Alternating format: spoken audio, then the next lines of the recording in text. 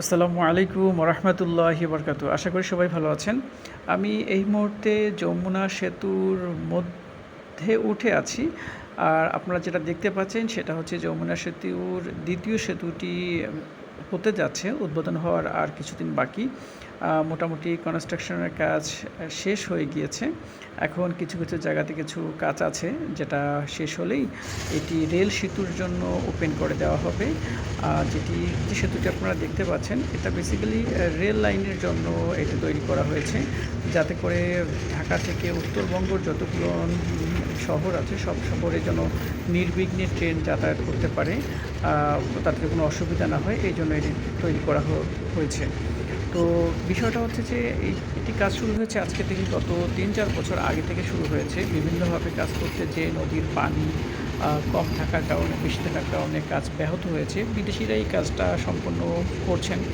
তো এটা আরও অনেক আগেই হতে পারত, যদি না কোনো ধরনের কোনো সমস্যার সৃষ্টি না হতো। আর বাইরের ইঞ্জিনিয়াররাই কাজটা করে যাচ্ছেন।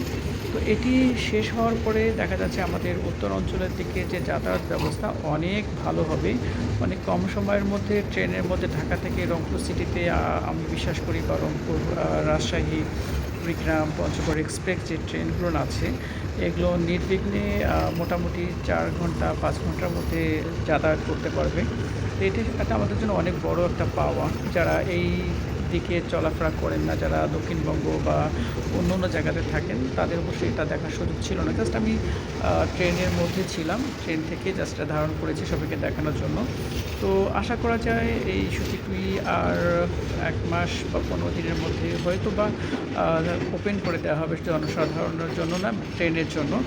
তো এইটাই আর কি বড় ব্যাপার। তবে আমাদের দেশে যে দুর্নীতিগুলো যেভাবে বিভিন্নভাবে আঁকড়ে থাকে প্রতিটি কাজের সাথে, যদি সেটা রোধ করা যেত, তাহলে এই ধরনের উন্নয়নগুলো খুব কম সময়ের মধ্যে শেষ হয়ে যেত এবং অনেক টাকা এখানে বেঁচে যেত, যেটা দেশের অন্য কোনো কাজে, কোনো প্রকল্পে এটাকে আমরা ব্যবহার করতে পারতাম।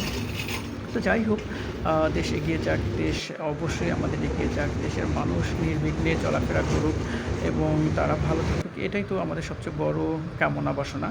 তো এটাই একটা বড় প্রতিবেদন ছিল। যাই হোক, দেখুন কত বড় একটা রেল সেতু।